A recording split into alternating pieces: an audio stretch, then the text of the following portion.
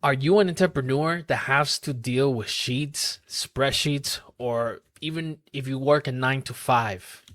Are you having to deal with spreadsheets and with data and it's all there and it's just very column driven, row driven, and you're just tired of it? Well, here we are in 2026, and in 2026, we build dashboards. Okay, so we want to build a dashboard. And the main reason why we want to build a dashboard is because we want to make our life easier and we want to make our processes a lot easier. So today we're going to be using Claude Desktop. We're going to be using VS Code with a few plugins and the Claude Desktop with a few connectors, and we're going to be able to put an amazing dashboard together. Now, you can build a dashboard for almost anything and everything. You can build a dashboard for a law firm. You can build a financial dashboard. You can build a CRM, customer relationship management dashboard. You can build a dashboard for pretty much almost any type of database that you might be dealing with. Today, as an example, I'm going to be building a dashboard for a law firm. So it is going to be sort of an MVP that we're building, and I want to build it right here with you so you can see exactly how this gets done. How much time is it going to take? We're about to find out. You probably already know because you already see how long the video is. I still don't know because we're just going to do it live from scratch. So let's do it right away. So this is what it's going to be looking like. So I'm going to show you what we have here so far. And this is just a simple screenshot of another dashboard that I was putting together. And again, law firm related. So you can see we have the dashboard with the case pipeline overview. We have 30 cases that are open, 10 that are pending, 7 that are closed, 3 that are archived. Very easy to see what's going on. We have a status distribution when it comes to these things, so we can see it simply on a pie chart. And we also have a stage breakdown. And in this stage breakdown, we have different things that are happening with the cases and how many cases are actually stuck or are living in that, let's call it bucket. Right? So we have cases that are pending pending documents. We have cases that have IFS pending. That's something internal for the attorney. This is an IFS stage, appraisal processes, pending suits, so on and so forth through this stages breakdown. And we also have current activity that applies for these cases that are part of the database itself, right? So we have the amount of cases that were open this month, the amount of cases that were closed this month, stale matters or matters that have no activity, and high priority cases that need priority, need attention right away. This is the basis of the dashboard that we're going to build today. Now I'm showing you a screenshot. If I go ahead and take this screenshot out of the way, what do we got? We got absolutely nothing. Nada, zero, cero para nada. So we got a law firm KPI dashboard. It's literally just a name. This is not even, there's nothing here, right? So let's start from scratch. So what do we need to start from scratch? And what are some of the main things that we're going to be using so that way we can set this up, right? So again, we're going to be using Claude Desktop and we're going to be using VS Code. Claude Desktop with some connectors that I'm going to show you right now, and VS Code with some plugins. All right. So let's start with Claude Desktop. Claude Desktop, you can see it right here. We have VS Code in the background, but let's go back into Claude Desktop here so you can see it. And what I have here is a project. So if you have your Claude Desktop installed, you're going to be able to see right here on the side, you can go into your projects and you're going to have all your projects lined up right there. I strongly suggest for you to set up a project for anything that you're doing, because that way you can actually add instructions. And this is a key part of my workflow. So the project is called KPIs, simply put. And here it allows me to add instructions. So if I go into the instructions, this is my instructions for the project. It's a long text. It really determines pretty much how Claude is talking back to me, and it really understands how I talk to it, right? So it has me as the human. It understands that Claude is really used more as my strategic advisor. And then there's also other, let's call them modes that I have set up here so that way it understands sometimes we're talking to the orchestrator, sometimes we're talking to the architect, sometimes we're talking to the ML engineer, sometimes we're talking to the data pipeline engineer, and sometimes we're just asking questions. There's a lot more on these instructions and how the conversation goes as a whole breakdown. If you want this prompt, put a comment down below, ask me for the prompt, and I'll be more than happy to share it with you. and it's gonna definitely make magic for you. It's gonna do some amazing stuff. But that's that for right now, right? So as we understand, we're gonna be using VS Code. Now, I'm not showing you how to install it. Assuming that you kind of already know that. If you do have any questions on how to use Claude Desktop, how to install Claude Desktop, how to install VS Code, and how to install connectors and all of these things that we're doing, definitely put it in the comments and I'll be more than happy to help you. We might have to set up a call. We might have to do something. But for right now, what we're going to do is we're just going to open a folder, right? So we're going to open a folder and we're just really going to create a new project, right? So I'm going to create a new project. I'm going to call it KPI V2. KPI V2 is the folder that I'm setting up for this project, and as you can see, my VS Code refreshes and it drops me into this folder right here, KPI V2. All right, so follow me, stick with me, and trust me, you're going to be able to build a dashboard pretty much out of any database that you can think of. Now, what is the plugin that we're going to be using here? If you look here on my top right, I am using Kilo Code. Kilo Code is a plugin. You can go ahead into the extensions. You can go ahead and install it. If you need instructions on how to do that, or if you have any questions on how to do that, you already know what to do. Put it in the comments down below. All right. So we already have it set up. Today, we are going to be using the model Minimax M2.5. It's one of the models that is being used the most right now in Open Router. It's very efficient to code, and that's what we're using today. You already know. If you have questions, put it in the comments. All right, perfect. So we have a file from scratch. We have no structure at all whatsoever. This is a completely blank page. So we're going to go ahead and open our Claude Desktop. And we're just simply going to start with a conversation. We're going to just literally talk to Claude Desktop as our strategic advisor, and we're going to start telling it the story of what we want to do and how we want to do it.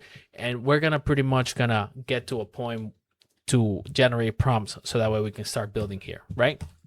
So you're going to see, we're going to start on a very foundational level. I'm going to go ahead and here and press and hold to record. It's going to record my voice. I'm not going to type it in. So you're going to hear me do all of this. And I suggest for you to, even though you can use the instructions prompt, which is really going to help when it comes to actually building the project from scratch and doing this part, just freestyle it, you know, test it out, see what works and what doesn't work. So let's go for it. Hello, Claude.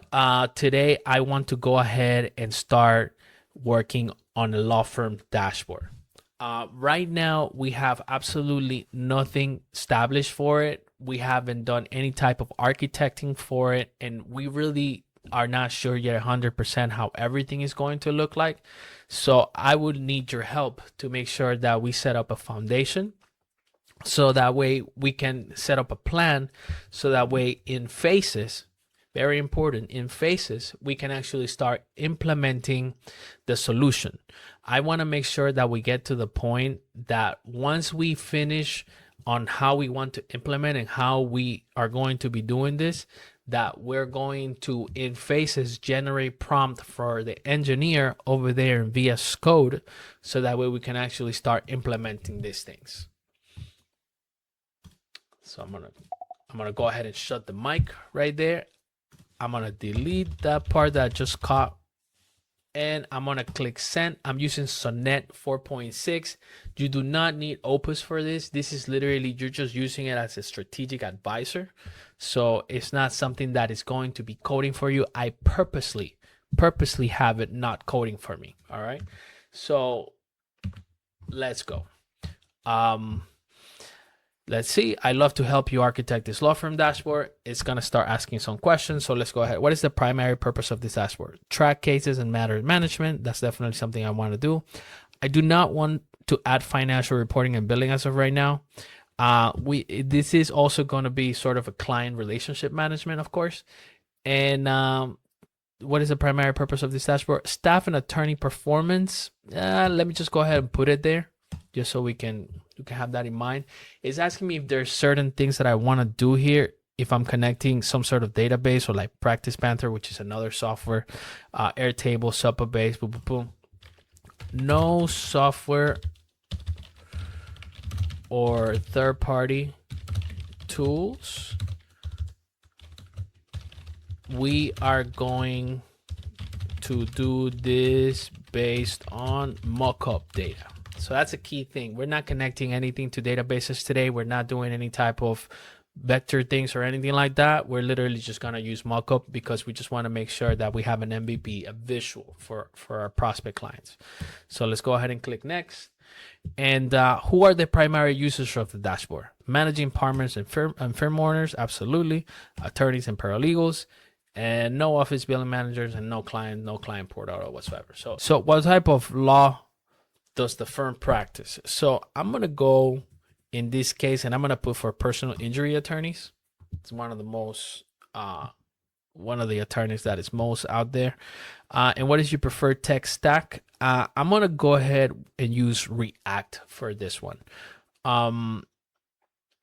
Even though there's some problems that React has had recently, we feel very comfortable, especially for an MVP, that we can use React and we can make it work. How many phases are you thinking for implementation? 2 to 3 phases, 6 phases? No preference, you recommend. We will be doing a lot of phases depending on the development process. All right. So I'm just going to go ahead and send that out. We're answering these questions. So obviously the strategic advisor is doing its thing, and it's really laying out a foundation. At this point, we're not even like laying down the foundation necessarily. At this point, we're really just like putting the sand and the water together and just kind of like mixing that up right now. Like that's kind of the phase that we're on right now. Okay, so for the managing partner, what are the metrics that matters the most? Active cases and pipeline, settlement amounts and revenue, attorney workload and performance, upcoming debt, all of this. Everything. Just put everything. But everything, a lot of these things are very important. All have a reason and a purpose. I'm not gonna put any comments or anything, documents or anything like that right now, because I don't want it to get confused trying to like create some sort of upload section. Visual style, colorful and modern, with toggle to be able to switch from light theme to dark theme. So it already started creating the first prompt. I don't feel comfortable at this stage, and you shouldn't feel comfortable at this stage either to actually start passing prompts over, because we really haven't established everything as far as like the foundation that we need to really start in the phases. And as you can see, it's actually going into the architect. It's generating a prompt for architect. And even though I could use the architect mode right here and pretty much activate it with that, I don't want to pass that over. I actually just want to use Claude as an architect and be able to do all of this research. So this is what I'm going to do. I'm going to do two things. I'm going to make sure that I understand that Claude is going to be the architect, but also I'm going to do a little trick here, because I mentioned we're using kilocode, and kilocode has a way to implement a .kilocode folder. So this is important. You can implement a .kilocode folder that it will be the instructions for the model here to be able to implement the things every single time. So let's go ahead and tell it about these things. So it sounds great. I haven't shared this prompt yet to the engineer. Before I share the prompt to the engineer, I want to make sure that we take two things into consideration. Number one, I want you to act as the architect, and I want to make sure that you are the one that's doing the research here. But also, I want to make sure that we implement this in a manner that's going to help us in the future as well. And one of the things that we're using is VS Code with KiloCode plugin.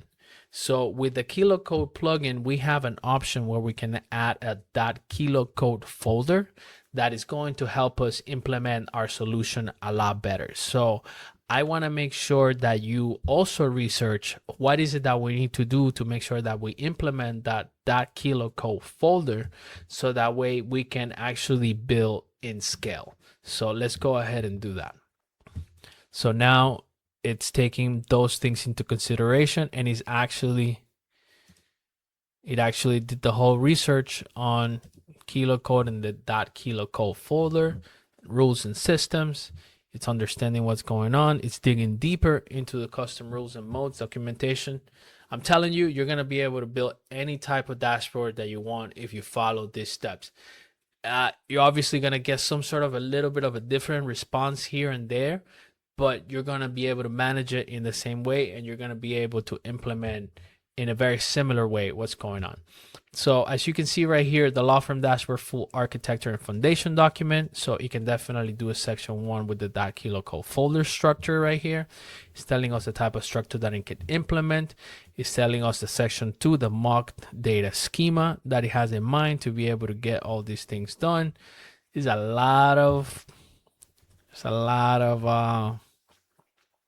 data points that it's using right here, and it's okay. I don't want to overdo that too much, because since we're not really connecting things to a database, I'm not sure exactly where it's gonna fundamentally set this up, and I don't want the dashboard to get all confused, because then it's gonna take us longer than usual.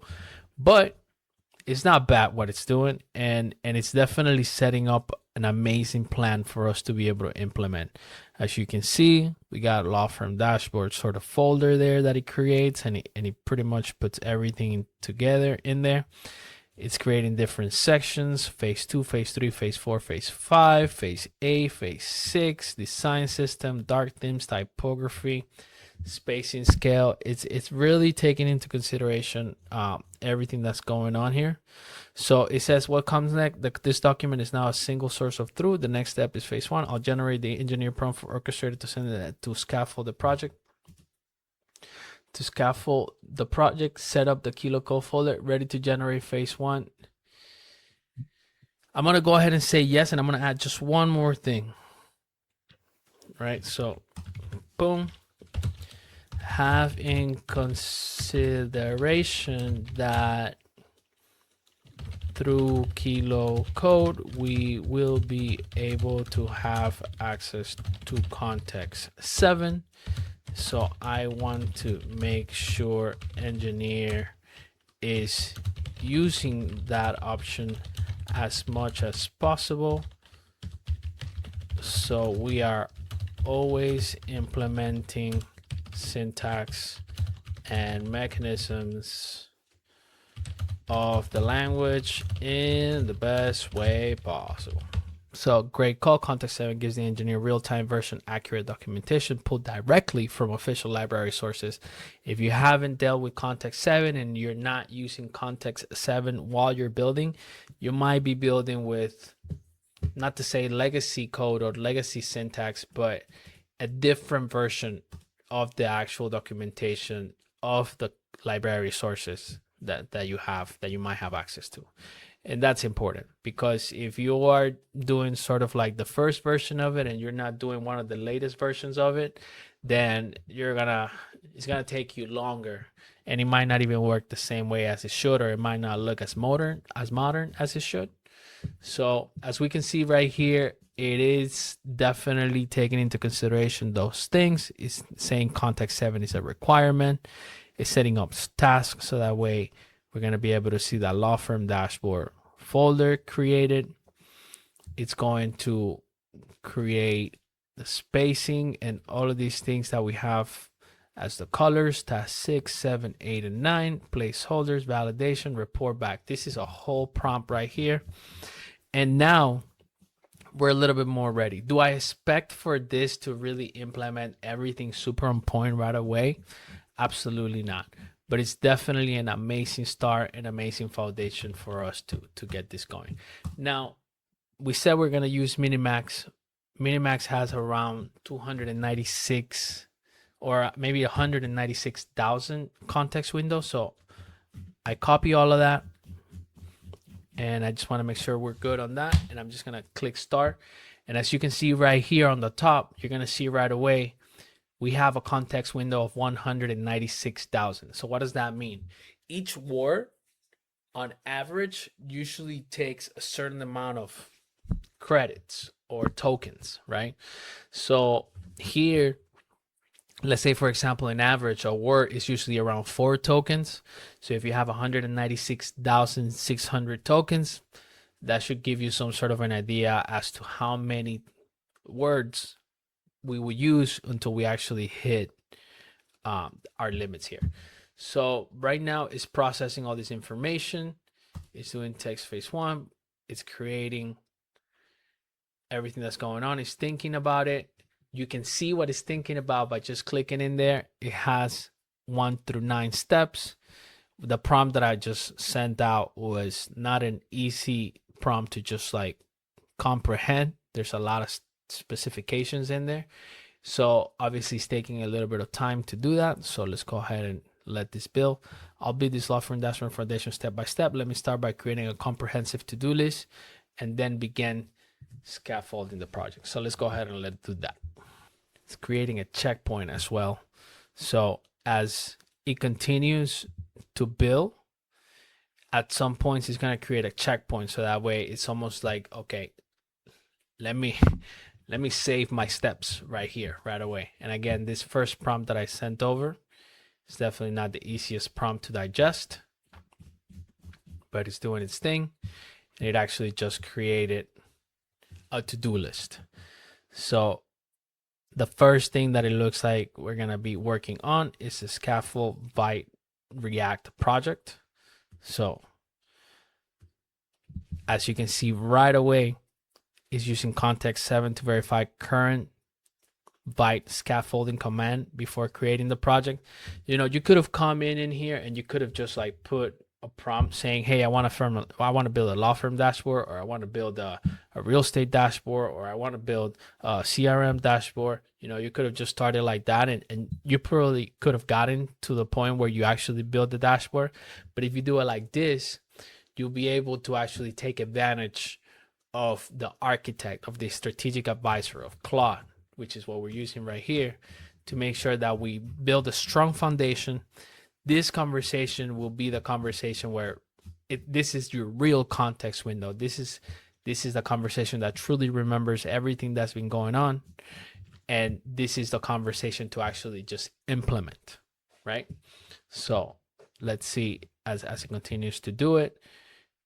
It actually went through context 7 right here, and it asked for this. It said the query, it was byte create project react scaffolding command. So it's already getting the latest library source to make sure that when it's doing the scaffolding, it does it to the most accurate.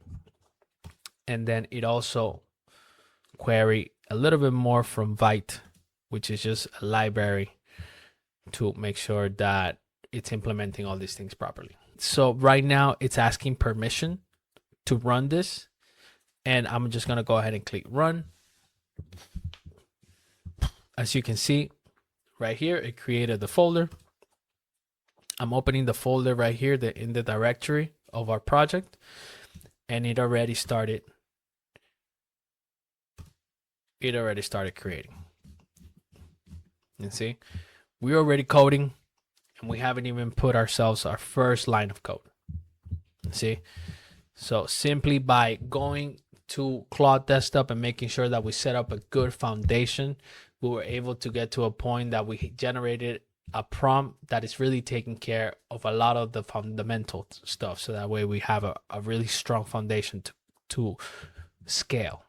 So another is requesting to run this, and when it's running this, which it's really command lines, this is in the terminal. So this is using its own terminal within the chat to run these commands. So the command over here is npm to create, and that's why I created that law firm dashboard with all of those folders in there and files in there. And now it's actually accessing that law firm dashboard, and it's actually installing some packages. All right.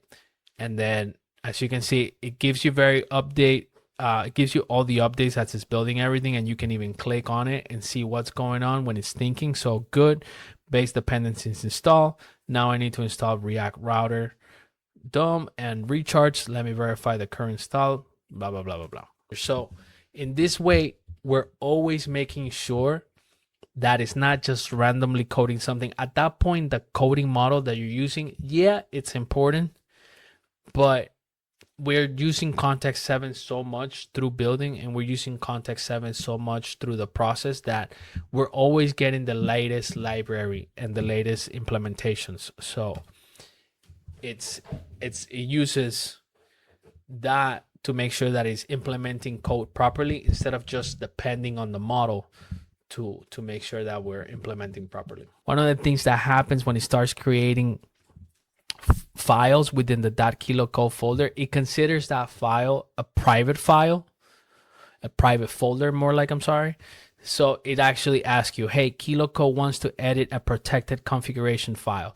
So it's a protected configuration file because it's within the .kilocode folder, and that is considered private. So I got to tell it, yeah, go ahead and do it. Now, who is this useful for again? Again, if you're an entrepreneur, you are definitely dealing with some sort of database, either a spreadsheet or an Excel, or you're either using some sort of CRM to make sure that you have your clients in some sort of list. And obviously, being an entrepreneur, you're most likely either providing a service or a product, and either you're going to have inventory for that product, or you're going to have some sort of internal thing, an Excel and a spreadsheet that's going to manage also your customer acquisition. This is perfect for that. Obviously, you will still be able to use the spreadsheet that you have. You will still be able to use any type of databases that you have, but this would actually give you the visuals. You will be able to see really what's going on, and you can pretty much make a lot of things happen with these visuals. Show you numbers that you would have not seen before. Make sure that you even set up some sort of alerts and things like that. It's really it's endless. The possibilities are endless. So this is something that you can use in many different ways. Right now, today, again, we're building a law firm dashboard for simplicity, and we're just making sure that I show you at a more fundamental level on the basics to make sure that you know how to implement exactly what's going to help you scale, exactly how you need to layer out this fundamental part of the process to make sure that you can literally build any type of dashboard you want. So as you can see, we're building the .kilocode folder. If you've been following me, if you've been listening to what I've been saying, definitely the .kilocode folder, it's an amazing thing to implement because this is where the rules are. This is where the architect is definitely making sure that the tool understands how to implement everything that's being implemented as far as architecture goes. And then obviously as well, coding rules that are being implemented through the process, mock data and such. This is really helpful for the model as it is implementing the solution and as it is building for consistency. And that's really what you want. You want to be as consistent as you can while you're doing these type of projects, because if not, you're gonna start getting folders and files in different places, and it's gonna get confused, and you don't want confusion here. You want clarity. Okay, so it created another checkpoint right here. You can see that we are now at this point, it's already used 38,900 tokens. That has cost me so far 29 cents. And in this 29 cents, this is what we have built so far. We don't have any visuals just yet, but we have been prompting a lot. We have been prompting a lot so far. And in any other type of tool out there, like a Lovable or Base 44, at this point, you would have been a lot more than 29, 30 cents. Sadly, those tools are very expensive. And even though they are very useful, especially at the beginner level, they're just too expensive. And by the time that you do the same amount of prompts here, it would definitely not be 29 cents. It's going to be a lot more than that. Let's see. There you go. We got our clients. We got some clients info. There you go. And that's what it wants to do now. It actually looks like it got all the way to the point of of being able to start running the page. So what I'm gonna do is I'm gonna do cd. So I'm gonna access the folder law dash firm dash dashboard. So that should throw me in there. And now I should be able, I'm gonna clear this. So that way I clear that. And I'm gonna do npm run dev. And it's running something, and it's running something in this page, localhost 5173. Let's go ahead and open that up. And I'm gonna put this here on our screen. And let's go ahead and take a look at what that is right now. So let's go ahead and swap it over. And this is what it looks like right now. Right now it says Rodriguez and Associates, personal injury law firm. It has a section for managing partners, and it has a section for attorneys and paralegals. So I'm going to go with this section right here, managing partners. Partner dashboard. Welcome to the panel. Welcome to the managing partner dashboard pilot, and performance metrics will display here. I'm clicking around. We got deadlines, pipelines, dashboard. Okay. I'm gonna go ahead and click switch role because it looks like we gotta switch. We can switch the role there, but it's not working. Okay. We got the toggle for light theme and dark theme. That's also not working here. So I'm gonna press back a couple of times so we can get to that main screen again, and it's not doing it. So I'm just gonna delete this and go back to the main page as a local host. And I'm gonna go ahead and click now in attorney part of paralegal. Marcus Chen, attorney dashboard. Welcome to your attorney dashboard. Boom, boom. Again, light theme and dark theme is not working. All of these things that we're testing right now and that we're doing are super important because that's how we're gonna let the project know what's going on so far.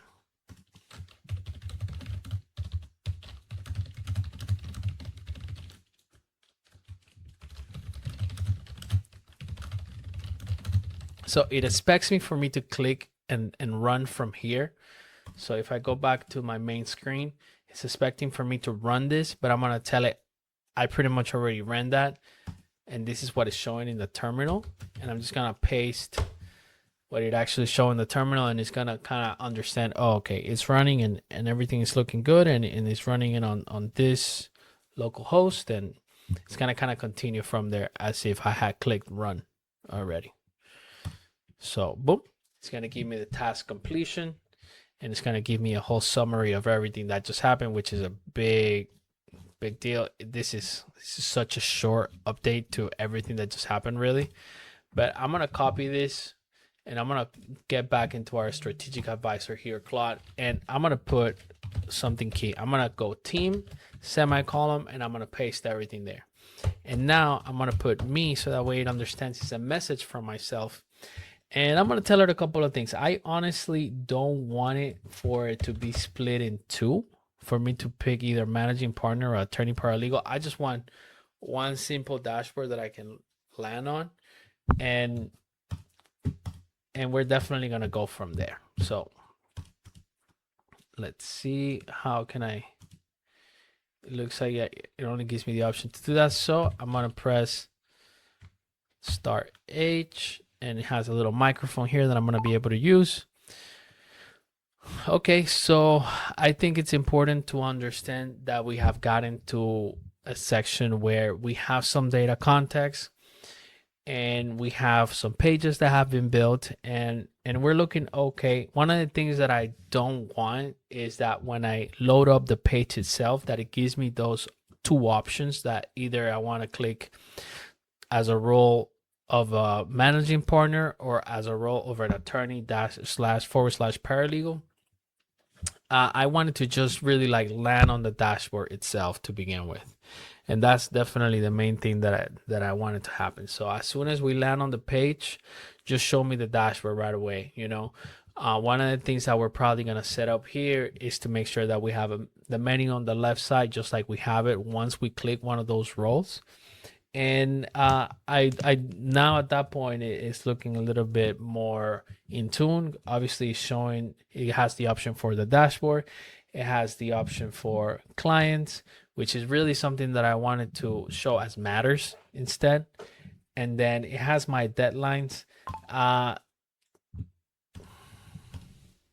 Okay, so I click off or something here, so I need to see where I left off. So aside, just like we have once, we click one of those rows. Okay, so I'm gonna go back and start dictating again. So definitely let's make sure that we just have that one dashboard. In the menu, I want to make sure that we have the dashboard section, that we have the matters section, and those are the two sections that we really need for right now. We don't need anything else in the menu. We need the dashboard section and we need the matters section. Maybe we can call them components because that's what they really are. And definitely let's set that up from that perspective. Now, when it comes to the dashboard, one of the things that I want you to think about is this. And I'm going to stop it right there because what I'm going to do right now is I'm going to pull up our picture, our screenshot, really, that I have from one of the dashboards that I have built before. And I'm going to tell us some of the things that are important for me to be able to show in this dashboard. For this dashboard, it's important for me to understand the amount of cases that are open, the amount of cases that are pending, the amount of cases that are closed, and the amount of cases that are archived. I want to make sure that we implement something so that we can see it in some sort of cards, like in cards. But we also, I want to make sure that we add pie charts and we add bars and trend lines and whatever it is that we need to make sure that it looks dynamic and but also informational, not overloaded. And then it's important for us to also understand the activity of the cases. How many cases were open this month? How many cases were closed this month? How many cases have not had any activity? And how many cases are actually in high priority? You know, all of these things are important for me to see in the dashboard. So with that message, we should definitely be a little bit more on the same page.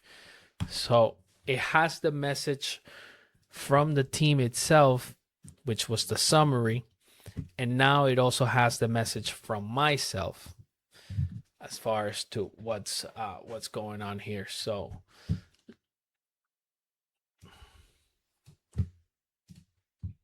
let's go ahead and see what it does. Phase 1 is clean, 0 errors, perfect structure, good work from the engineer. Now I'm gonna do something, and this is a good thing for you to take a look at. And so at this point, what I want to make sure is that Claude Desktop also has access to this folder where we're building the project.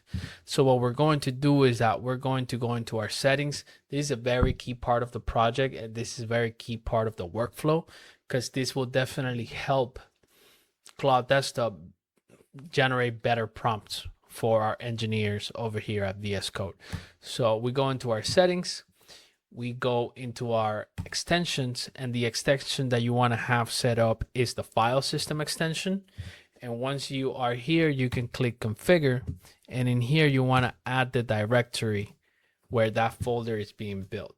So let's go ahead and pick the folder where everything is being done. As you can see, my folder is within the KPIs-V2. So now you see here, KPI-V2. I'm going to click save. And now it has direct access into the folder. So we can now actually check what's going on within that folder from here. Dashboard, it's fine. The role doesn't matter. We don't have roles to assign for now. I see that it finished generating the prompt, kind of skimming through it a little bit. Okay, scrolling down again. I'm going to copy the whole thing. I'm going to start a whole new conversation, so that way it doesn't get mixed up with everything that just happened there. And then I'm just going to go click enter. All right, so as we continue to build, we are working with the model to make sure that we get the first version that we can kind of have some visuals for. And we got something right here, so I'm just going to switch up my screens real quick, and we can see that we now have some sort of dashboard.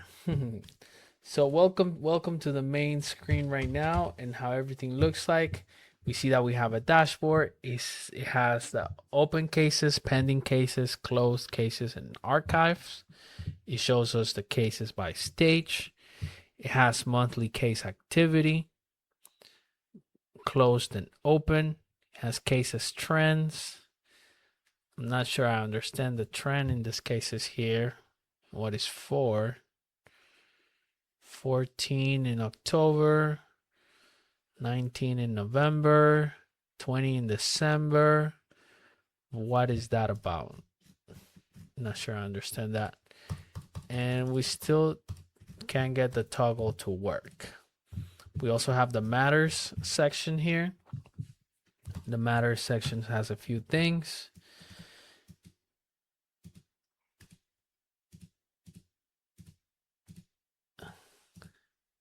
And we're just playing with some of the links right here, but we got some visuals. We got some visuals. That's way better.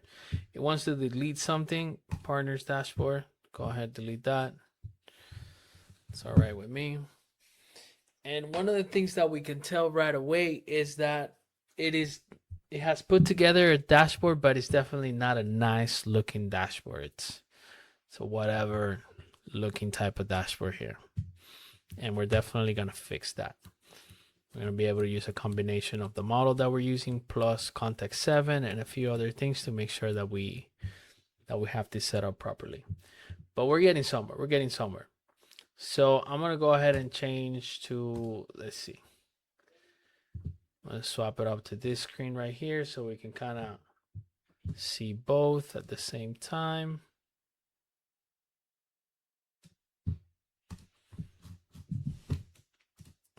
And right now we just got a summary here from our engineer. So let's copy that real quick. Let's take it to Claude. I'm going to take it over here. I'm going to say that's what the team is saying. And I'm going to go ahead and for myself, let's go ahead and add a message here as well. All right. So it looks like we have a dashboard at this point. And I can see that we have something set up.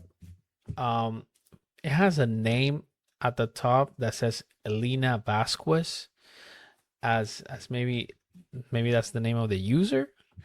Completely off. Let's take that off right now. Completely right now. We're not really trying to identify one single user. It's just gonna be like something that it's just gonna land here, and it's not gonna have any sort of user authentication or nothing crazy like that. So let's remove that for right now. And I want to make sure that when we are setting up this dashboard here, that we take into consideration the look of it and the feel of it and the dynamics of it as well. Right now it's just black and white. It has no dynamic things to it. It has some things when I hover over with my mouse, but it just looks ugly. I'm gonna go ahead and share a screenshot with you so that way you can have the screenshot, and that way you can really kind of make more sense out of this, so that way you can see what we're lacking of. You know, it does have a little hover actions, like I said, when I hover over with the menu, but we definitely want to make sure we make it modern and dynamic, and that it looks good for the dark theme and for the light theme, and that it has colors to it, so that way it looks vibrant. You have to think about that the people that are working on this, they're usually working on this on a daily basis, and it's very annoying, tedious work. So we want to use colors that are gonna make the brain feel more comfortable to work with this. And also the toggle for light theme and dark theme is not working. Boom. All right. Let's look at it on a bigger screen, just with the dashboard itself, and take a look at that. How big of a difference are we getting right now? And now we can actually swap from light theme to dark theme. Perfect, perfect, perfect. Now we got something. Now this is something we can show a little better. Cumulative. Cumulative, I'm assuming that this is for acquisitions. So this is showing most likely the acquisitions of claims in general. So I do want to see this. Most likely what I want to do is maybe add another trend line that is pertaining to acquisitions and closes. So how many claims are we actually getting accumulative, and how many cases are we actually closing accumulative? So we're most likely going to be playing around with this a little more. We are getting the summary from our engineer. We're going back to Claude. We're saying what the team is saying. Boom, let's go. And then what is my message now? My message is going to be this. All right, we were able to add 5,000 matters, and I can see them in the tool right now. It shows 2,270 open cases. It shows 680 pending cases. It shows 1,540 closed cases, and it shows 200 archive cases. It is different numbers from what you had said in one of the messages, but I can see that it actually does match some of your last messages there. So that's kind of okay. One of the things that is not making sense, it's how the numbers are also being shown in the pie chart, in the bars, in the trends, and definitely in the section for this month's activity. Is showing pretty much 0 cases open, 0 case closed, 2 with no activity, and 1,519 with high priority. It is important for us that the data makes sense and that it all matches, because once something doesn't match in the data, it creates uncertainty and doubt that some of it might not be connected properly. So we need to make sure that the data makes sense. Now, 2 things that I want to say about this as well is that I'm going to share a screenshot with you so that way you can see it. But for example, in the dashboard under the analytics section, the case by stage, the pie chart, the colors are off. It just shows everything as to one single color, and it's not really determining that very well. And then also in the one in the middle that says monthly case activity, that is something that I would like to change for it to show what is the cases that have no activity versus the cases that are under high priority. So that's something that I want those 2 bars to show instead. And then for the case trend, I see that we have accumulative, and I'm assuming that is accumulative based on the acquisition, or like the amount of open new cases. And then I want to make sure that we add another line to make sure that it shows the closed cases, how many cases are being closed per month. So that way there's a bar there. That trend, I'm sorry, shows that the open cases versus closed cases. That might be a little bit too much for our model. That might be a little bit much to handle in one single go. But, you know, we're here. We already got to this point. Let's go ahead and press enter on that. Nice. All right, guys. And with that, this is how you build a dashboard. Again, you can build a dashboard for any industry with any type of database. And who needs Excel anymore?